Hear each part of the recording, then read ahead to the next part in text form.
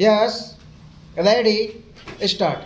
I am delighted to be with this distinguished audience at the 86th annual session of the Indian Science Congress. My special greetings to the foreign scientists and the Nobel laureates for being with us today. I am particularly pleased that this session of the Science Congress is being held in Chennai and at Anna University, which is the pride of Tamil Nadu. This is the part of India where literature, art, culture, architecture, spiritualism, and science have flourished in a magnificent confluence for many centuries. This land has produced giants of literature like the Sant, poet, and philosopher Rashtrakavi Subramanya Bharati. It has also given birth to three of the greatest Indian scientists of this century. Sir C.V. Raman, who won the Nobel Prize for Physics for the discovery of the Raman effect, Professor S. Chandrasekhar, who won the Nobel Prize for Astrophysics, and the genius of mathematics Srinivasa Ramanujam. Science is a major driving force behind social change. There is no aspect of modern life that is untouched by the effects and products of science and technology. More progress of science and technology has taken place in this country than in all the previous centuries of known human history. Their impact on human life, indeed on planetary life, is certain to be far more profound in the coming century. Taken as a whole, the effects of science and technology have been both positive and negative, although, in my opinion, largely positive. All of us, scientists and non scientists alike, have to be concerned about how to minimize their negative effects and how to minimize their benefits for Bahujan Hitaya, for the greatest good of the largest number of people. It is obvious, however, that science and technology cannot by themselves take their benefits to the pupil. They do so in scientific, socio-economic, and political context with the help of right policies and sound delivery mechanisms. That is why science has vital stake in progressive politics, people-oriented economics, and governance in turn have a vital stake in science and technological progress, for it is one of the chief guarantors of prosperity and happiness.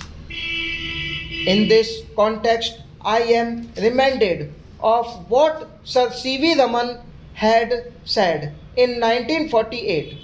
There is only one solution for India's economic problems, and that is science. And more science, and more science, and still more science.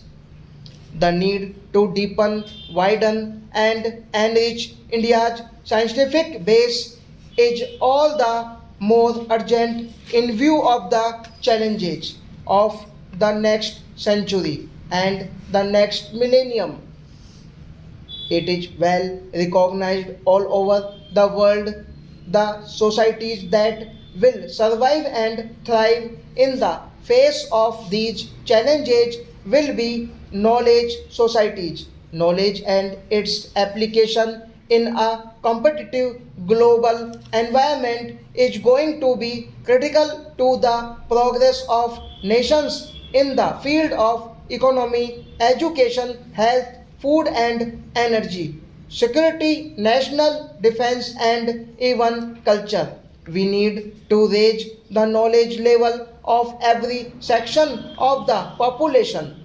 India has been the original knowledge society in the history of human civilization. This is the land where Gyan and Vigyan both flourished in antiquity due to historical reasons. Our scientific tradition got weakened. The question before us now is how do we, as a free nation with 5 decades of experience of independent development, emerge once again as a global scientific power in the early part of the next century? I would like to outline here some tasks that the scientific community, government, our educational institutions, industry, and society at large have to jointly accomplish. First, our scientific